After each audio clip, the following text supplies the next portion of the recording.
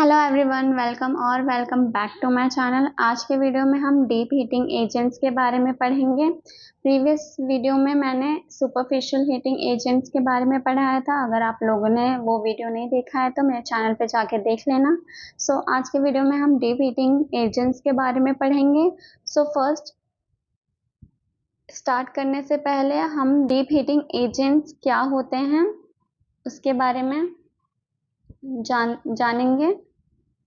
क्या बोल deep heating agents क्या करते हैं, जो बॉडी के डीपर टिश्यूज होते हैं जैसे कि ये मसल्स, टेंडन, लिगामेंट, जॉइंट्स, जो भी डीपर स्ट्रक्चर होते हैं ना बॉडी के, उनको उनमें हीट प्रोड्यूस करते हैं। ठीक है, उनका काम होता है, डीप हीटिंग एजेंट्स का यही काम होता है कि वो जो डीपर स्ट्रक्चर है बॉडी टिश्यूज का, उसके अंदर बॉडी का जो डीपर टिश्यूज होते हैं उनके अंदर हीट प्रोड्यूस करते हैं। These agents include microwave, shortwave, ultrasound, etc. and they act through the electromagnetic और mechanical waves. यहाँ पे बताया गया है कि जो ये डीप हीटिंग एजेंट्स हैं उनमें कौन कौन से मॉडलिटीज आते हैं, जैसे कि हमारा माइक्रोवेव, डायथमी और शॉर्टवेव डायथमी एंड अल्ट्रासाउंड। ये जो तीन मॉडलिटीज दिए गए वो डीप हीटिंग एजेंट्स में आते हैं। ठीक है, वन बाय वन हम सबके बारे में डिटेल में पढ़ेंगे। ठीक है, माइक्रोवेव के बारे में पढ़ेंगे, शॉर्टवेव डायथमी के बारे में पढ़ेंगे, अल्ट्रासाउंड के बारे में पढ़ेंगे। ठीक है, यहाँ पे बताया गया है कि जो हमारा ये माइक्रोवेव, शॉर्टवेव, अल्ट्रासाउंड जो डीप हीटिंग एजेंट्स हैं वो इलेक्ट्रोमैग्नेटिक एंड मैकेनिकल वेव्स के थ्रू एक्ट करते हैं। ठीक है, इलेक्ट्रोमैग्नेटिक मतलब वो इलेक्ट्रोमैग्नेटिक वेव जनरेट करते हैं और जो अल्ट्रासाउंड है वो मैकेनिकल वेव जनरेट करता है। इन दोनों का जो फॉर्म है वर्क करने का वो बताया गया है कि किस तरीके से वो वर्क करते हैं, एक्ट करते हैं। दे heat the structure 30 to 50 mm beneath the skin surface। जो ये डीप हीटिंग एजेंट्स हैं, ये तीनों माइक्रोवेव, शॉर्टवेव एंड अल्ट्रासाउंड, ये क्या करते हैं, जो स्किन का सरफेस है ना उसके नीचे 30 to 50 mm नीचे तक वो जो जितने स्ट्रक्चर है उन्हें हीट करते हैं। 30 to 50 mm नहीं समझ में आ रहा तो 3 to 5 सेंटीमीटर में देखा जाए तो 3 to 5 सेंटीमीटर। ओके, स्किन से 3 to 5 सेंटीमीटर तक जितने भी स्ट्रक्चर्स प्रेजेंट होंगे हमारे बॉडी में वो हीट होंगे। देन नोट दिया गया यहाँ पे, electromagnetic waves generate heat. Electromagnetic waves generate heat by tissues resistance to electric current। यहाँ पे बताया गया है कि जो इलेक्ट्रोमैग्नेटिक वेव्स है ना वो जनरेट करते हीट कैसे, जो टिश्यू होता है ना बॉडी का उनके रेजिस्टेंस से जो इलेक्ट्रिक करंट है ना वो हमारा कन्वर्ट हो जाता है हीट में, इससे वो हीट जनरेट करते हैं। Mechanical waves generate heat by causing tissue vibration. Tissue में जो टिश्यूज होते हैं उनमें वाइब्रेशन क्रिएट करके वो जो हमारा अल्ट्रासाउंड है, जो मैकेनिकल वेव्स हैं वो हीट जनरेट करते हैं। याद रखना, इलेक्ट्रोमैग्नेटिक वेव किस तरीके से हीट जनरेट करता है, टिश्यूज का रेजिस्टेंस जो क्रिएट होता है ना जिसके वजह से जो इलेक्ट्रिक करंट है वो कन्वर्ट हो जाता है हीट में और हीट प्रोड्यूस होता है। जो हमारा वन फॉर्म ऑफ एनर्जी है, जैसे इलेक्ट्रिकल एनर्जी जो है हमारा वो कन्वर्ट हो जाता है हीट एनर्जी में। ठीक है, देन यहाँ पर क्विक फैक्ट्स दिए गए हैं डीप हीटिंग एजेंट्स के बारे में। Diathermy, this term denotes deep heating. Diathermy मतलब डीप हीटिंग होता है। ठीक है, by electromagnetic and mechanical wave, जो कि हमने पहले देखा। और आगे हम जो माइक्रोवेव और शॉर्टवेव और अल्ट्रासाउंड के बारे में जब पढ़ेंगे ना तो हमें पता चलेगा कि कौन से मॉडलिटीज इलेक्ट्रोमैग्नेटिक वेव्स के बेसिस पे वर्क करता है और कौन सी मॉडलिटी है जो मैकेनिकल वेव के बेसिस पे वर्क करता है। ठीक है, then heating by electromagnetic waves, example microwave और शॉर्टवेव।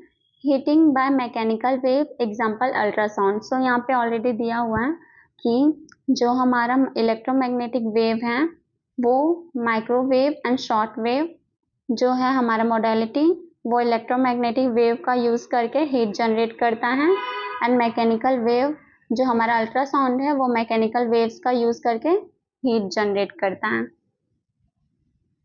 और आप लोगों ने अगर इलेक्ट्रोथेरेपी पढ़ा होगा तो इसमें आप लोगों ने low frequency current, high frequency current, medium frequency current के बारे में पढ़ा होगा। सो जो ये हमारा इलेक्ट्रोमैग्नेटिक वेव्स हैं एंड माइक्रोवेव हैं, इलेक्ट्रोमैग्नेटिक वेव जो हमारा इलेक्ट्रोमैग्नेटिक वेव्स हैं एंड मैकेनिकल वेव्स है उसमें high frequency electrical currents use होते हैं।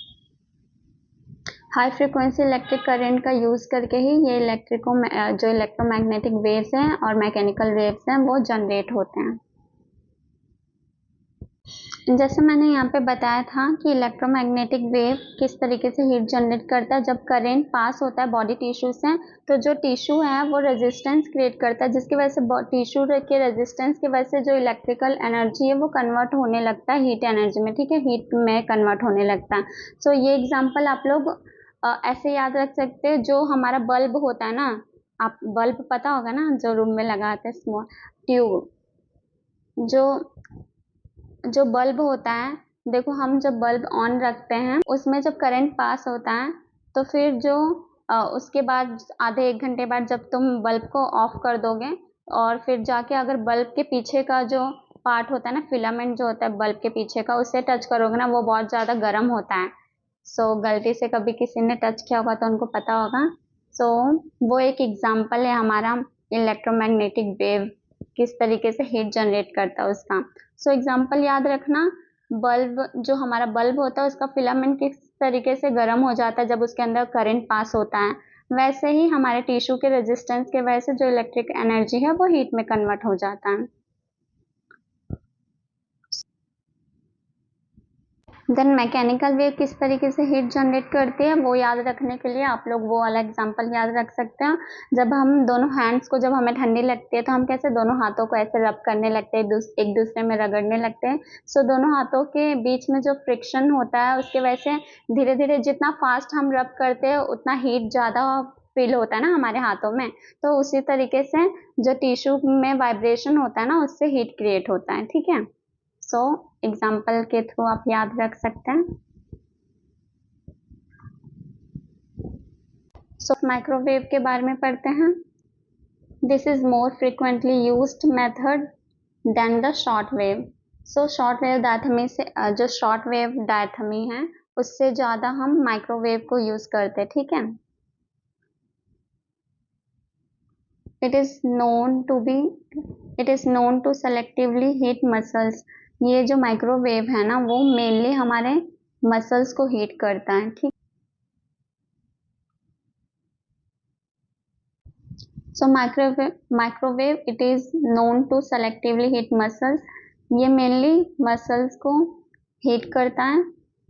It is indicated in muscle shortening following fracture. So after fracture muscle shortening हो जाता है तो उससे ट्रीट करने के लिए माइक्रोवेव यूज़ किया जाता है। सो माइक्रोवेव क्या करता है, जो शॉर्टनिंग हो गई रहती है मसल्स में उस मसल्स को रिलैक्स करता है और फिर से उसे नॉर्मल उसका जो लेंथ है उसे रिस्टोर करने में हेल्प करता है, ठीक है। It is contraindicated. इसका कॉन्ट्राइंडिकेशन क्या है? कॉन्ट्राइंडिकेशन मतलब हमें कब यूज़ नहीं करना चाहिए माइक्रोवेव, और इंडिकेशन मतलब किस कंडीशन में हमें यूज़ करना चाहिए। सो आफ्टर फ्रैक्चर हमें यूज़ कर सकते हैं हम माइक्रोवेव। मसल शॉर्टनिंग हो गई है तो हम उसे जो माइक्रोवेव है उसे यूज़ करके फिर से उसे मसल्स को रिलैक्स कर सकते हैं और मसल का जो नॉर्मल लेंथ है उसे रिस्टोर कर सकते हैं। और कब नहीं यूज़ करना चाहिए?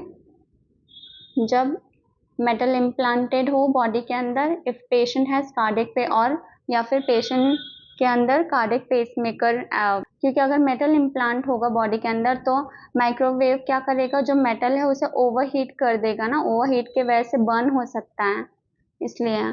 और पेसमेकर, अगर कार्डिक पेसमेकर है किसी पेशेंट के अंदर तो फिर वो जो हमारा ये पेसमेकर है उसमें इंटरफेयर करेगा ना, माइक्रोवेव का जो वेव्स होगा वो पेसमेकर के जो फंक्शन है उसमें इंटरफेयर करेगा। सो कॉन्ट्राइंडिकेशन याद रखना, मेटल इम्प्लांट इम्प्लांट होगा बॉडी में तो नहीं यूज़ करना है, और कार्डियक पेसमेकर अगर किसी पेशेंट के अंदर फिट किया गया तो नहीं यूज़ करना है। और इंडिकेशन पोस्ट फ्रैक्चर यूज़ कर सकते हैं। और माइक्रोवेव मेनली मसल्स को हीट करता है, स्किन के अंदर पेनिट्रेट करके मेनली मसल्स को हीट करता है। देन शॉर्ट वेव के बारे में पढ़ते हैं। These waves do call short have a greater wavelength than the microwave. So यहाँ पे बताया गया कि जो शॉर्ट वेव वो भले ही शॉर्ट वेव उसका नाम शॉर्ट है, लेकिन इसमें जो उसका वेव का जो लेंथ होता है ना वो बड़ा होता है देन माइक्रोवेव, ठीक है। Have a greater wave length, जो शॉर्ट वेव है उसका ग्रेटर वेव लेंथ होता है, जो वेव का जो लेंथ होता है वो बड़ा होता है as compare to microwave. Heat microwave it heats the subcutaneous tissue more effectively than the superficial heat modalities। जो शॉर्ट वेव है मोडालिटी, जो हमारा शॉर्ट वेव डायथमी, वो सबक्यूटेनियस टिश्यूज को मोर इफेक्टिवली हीट कर सकता है। सबक्यूटेनियस टिश्यू मतलब जो जस्ट बीनीथ जो जस्ट स्किन के नीचे होते हैं ना, उन्हें वो अच्छे से बहुत ही इफेक्टिव वे में हीट कर सकता है as compare to superficial heating modalities. अगर आप लोगों ने सुपरफिशियल हीटिंग मोडालिटीज के बारे में नहीं पढ़ा होगा, इस पे मैंने वीडियो बनाया है, मैंने सुपरफिशियल हीटिंग मोडालिटीज पे वीडियो बनाया है। आप लोगों ने नहीं देखा होगा तो मेरे चैनल पे जाके देख लेना, या फिर वीडियो के एंड में मैं लगा दूंगी, आप लोग उसे देख लेना। सो यहाँ पे बताया गया कि सुपरफिशियल हीटिंग मोडालिटीज के कंपेयर में शॉर्ट वेव डायथमी जो है वो ज़्यादा इफेक्टिवली फंक्शन करता है, इफेक्टिव होता है।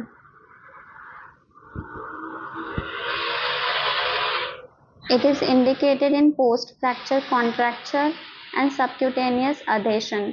सो शॉर्ट वेव हम कब यूज़ कर सकते हैं? आफ्टर फ्रैक्चर यूज़ कर सकते हैं। और जो सबक्यूटेनियस जो अधेशन, जब हमारे स्किन के अंदर स्कार टिश्यू का अधेशन फॉर्मेशन हो जाता है ना, क्या बोलते हैं उसको, हार्डनिंग, टिश्यू हार्ड हो जाता है, उसके अंदर अधेशन फॉर्म हो जाता है, तो हम शॉर्ट वेव का यूज़ करते हैं उसे रिलीज करने के लिए। It's uses now has decline in favour of microwave. Short wave का यूजेस कम हो गया है माइक्रोवेव, क्योंकि ज़्यादातर लोग माइक्रोवेव यूज़ करने लगे हैं, माइक्रोवेव यूज़ करते हैं। The contraindication are the same as for microwave. So contraindication same microwave के जैसा है कि मेटल इम्प्लांटेशन होगा बॉडी के अंदर तो नहीं यूज़ करना है। कार्डियक पेसमेकर अगर फिट किया गया है बॉडी के अंदर तो नहीं यूज़ करना है, ठीक है। सो कंपेयर करके याद रख सकते हो कि जो माइक्रोवेव है वो मेनली मसल्स को हीट करता है, ठीक है, और शॉर्ट वेव जो है वो सबक्यूटेनियस टिश्यूज को हीट करता है। सबक्यूटेनियस मतलब जो जस्ट हमारे स्किन के जस्ट नीचे जो स्ट्रक्चर है ना, सबक्यूटेनियस मतलब बिलो, जस्ट स्किन के जस्ट बिलो जो हमारा स्ट्रक्चर है उससे हीट करता है short wave diathermy. Indication contra indication याद रखना। देन थर्ड हमारा अल्ट्रासाउंड के बारे में है। Ultrasound waves are mechanical unlike short wave and microwave. So यहाँ पे बताया गया है कि अल्ट्रासाउंड हमारा मैकेनिकल वेव होता है, मैकेनिकल होता है। शॉर्ट वेव और माइक्रोवेव की तरह इलेक्ट्रोमैग्नेटिक वेव नहीं उसमें जनरेट होता, इसमें जनरेट होता, इसमें मैकेनिकल वेव जनरेट होता है, ठीक है। सो याद रखना, वो तो हमने पहले भी पढ़ा था कि जो शॉर्ट वेव और माइक्रोवेव है उसमें इलेक्ट्रोमैग्नेटिक वेव जनरेट होता है, और इलेक्ट्रोमैग्नेटिक वेव का यूज़ करके ही हीट प्रोड्यूस होता है, ठीक है। और जो ये अल्ट्रासाउंड है उसमें मैकेनिकल वेव जनरेट होता है, ठीक है। सो यहाँ पे बताएगा अल्ट्रासाउंड वेव आर मैकेनिकल, ठीक है। So ultrasound waves are not faster than sound but have a greater frequency. So यहाँ पे बताया गया कि जो अल्ट्रासाउंड वेव्स हैं वो बहुत फास्ट तो नहीं होते हैं, साउंड से ज़्यादा फास्ट तो नहीं होते हैं, लेकिन उनका जो फ्रिक्वेंसी होता है वो बहुत ज़्यादा होता है, ग्रेटर होता है, ज़्यादा होता है। सो इसमें क्या होता है, जो अल्ट्रासाउंड है ना वो हाई फ्रिक्वेंसी सेंड करता है, high frequency sound wave send करता है टिश्यू के अंदर, जिससे क्या होता है, जो वेव्स है ना वो वाइब्रेशन क्रिएट करते हैं टिश्यू के जो मॉलिक्यूल्स है उनके अंदर। सो जो वाइब्रेशन है उसके फ्रिक्शन के वजह से जो टिश्यू के बीच में जो वाइब्रेशन होता है उनके फ्रिक्शन के वजह से हीट प्रोड्यूस होता है। जैसा हमने पहले पढ़ा था, जैसे कि मैंने एग्जांपल दिया था ना कि दोनों हाथों को हम जब रब करते हैं, जितना फास्ट रब करते हैं उतना ज़्यादा हीट प्रोड्यूस होता है। सो ऐसा ही यहाँ पर भी होता है। जो हमारे टिश्यू के मॉलिक्यूल्स होते हैं उनमें फ्रिक्शन क्रिएट होता है और हीट प्रोड्यूस होता है वाइब्रेशन के वजह से। देन यहाँ पे बताया गया है कि it heats the bone muscle junction effectively. So ultrasound mostly bone और मसल्स के बीच का जो जंक्शन होता है, बोन मसल का जो जंक्शन होता है उसे इफेक्टिवली हीट करता है, बहुत ही अच्छे तरीके से, ठीक है। It is indicated in post fracture muscle shortening and joint capsule contraction. So हम अल्ट्रासाउंड कब कब किस कंडीशन में यूज कर सकते हैं वो बताया गया है। पोस्ट फ्रैक्चर यूज कर सकते हैं जब मसल शॉर्टनिंग हो जाता है, मसल्स को रिलैक्स करने के लिए, और मसल्स का जो लेंथ जो शॉर्ट हो गया उसे फिर से रिस्टोर करने के लिए, जो पहले का लेंथ था वो फिर से रिस्टोर करने के लिए। और जॉइंट कैप्सूल में अगर कॉन्ट्रैक्शन हो गया, जॉइंट कैप्सूल का जो कॉन्ट्रैक्शन है उसके लिए यूज करते हैं। देन यहाँ पे बताया गया fractures fixed with implants are not suitable for ultrasound therapy.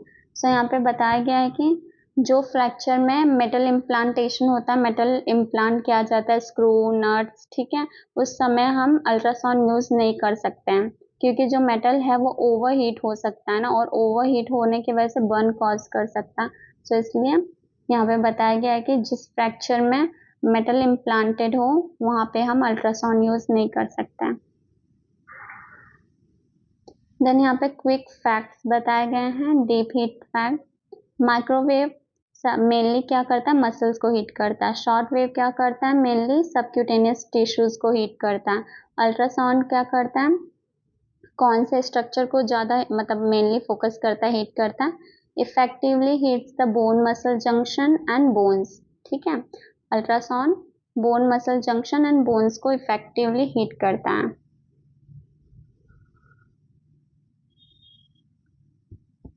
Effectively मतलब अच्छे से, इफेक्टिव वे में, जिसका कुछ बेनिफिट हो इफेक्टिवली। सो इस वीडियो में हमने डीप हीटिंग एजेंट्स के बारे में पढ़ा। अगर आप लोगों ने previous video superficial heating agents के बारे में नहीं पढ़ा है तो मेरे चैनल पे जाके देख लेना, या फिर वीडियो के एंड में मैं लगा दूंगी, आप लोग देख लेना वो वीडियो। सो इस वीडियो में इतना ही पढ़ेंगे, मिलते हैं नेक्स्ट वीडियो में। नेक्स्ट वीडियो में हम कोल्ड थेरेपी, देन उसके बाद हाइड्रोथेरेपी के बारे में पढ़ेंगे। आप लोगों को कोई भी डाउट हुआ तो कमेंट में पूछ लेना, और आपको अगर किसी भी टॉपिक या फिर किसी सब्जेक्ट का नोट्स चाहिए होगा तो डिस्क्रिप्शन में दिए गए नंबर से आप मुझे डीएम कर सकते हैं। सो मिलते हैं नेक्स्ट वीडियो में, तब तक के लिए बाय बाय।